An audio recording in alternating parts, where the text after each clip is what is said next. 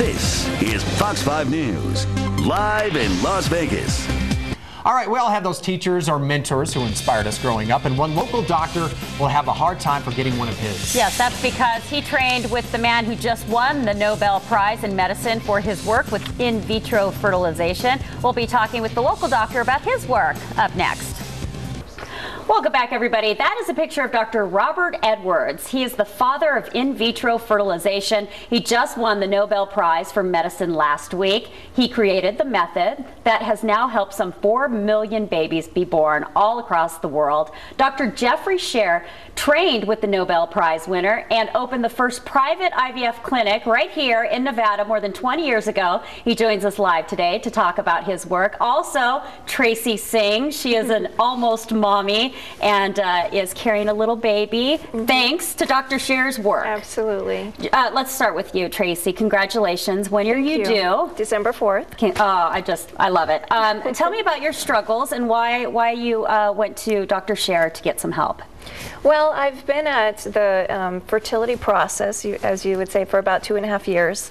And Dr. Sher was not the first doctor I went to, but I was so glad to have found him in his practice. It was an amazing transition for me, and I'm just so grateful. I'm just so grateful and thankful for him and all of his staff. And we're here with the baby, so on the way. We're really excited. Dr. Sher, that just must make you, I mean, with all the work that you do and with how many babies you've seen come into this world with your help, it doesn't get old, I would think, right? It's always a thrill, and it's a delight, and Tracy, and she's a delight as well. Is it just me, or am I hearing more about fertility problems or more women going to IVF to help them get the family that they desperately want? More women are going to IVF as a first approach, because many of the things we used to believe could be treated by alternative methods like inseminations really don't work, especially when there's male factor infertility that's severe and many causes of female infertility.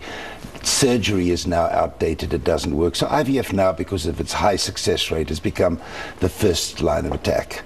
And it's amazing that you actually worked with this doctor who just won the Nobel Prize for medicine. It was more than 30 years ago that he developed this method. I didn't realize that you were the first doctor to open a private clinic here in the States in Reno. What was that like 30 years ago, coming in and saying, hey, I want to help women have babies? Well, I knew his partner, Dr. Steptoe, very well. I'd worked with him when I was out of the country, and he invited me to come to England, and so I went there and worked with him and Dr.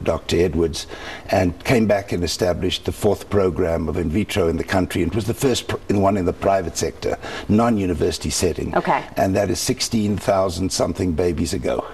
Wow, that's amazing. How's the process changed in the last 30 years? Is it, I know a lot of couples who go through it a couple of times before they get the outcome that they want. How is it changing in the medical world? Well, it's changed dramatically. It's more successful. And today, with new technologies, we can actually identify which embryo, that's the fertilized egg that is divided, is more likely to make a baby by a factor of 2 or 3.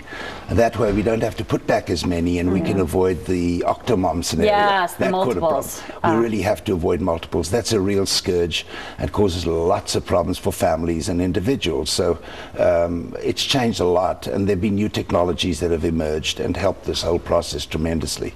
Tracy, what would you say to any couples out there who are kind of still on the fence? They've been trying for a while but haven't gone to a doctor to inquire more about their options? I would say don't wait.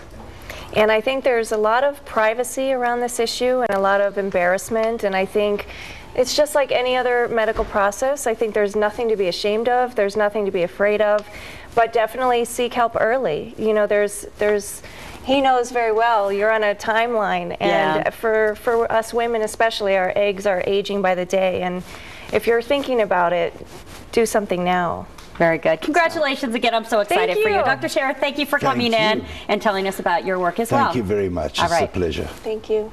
Ted?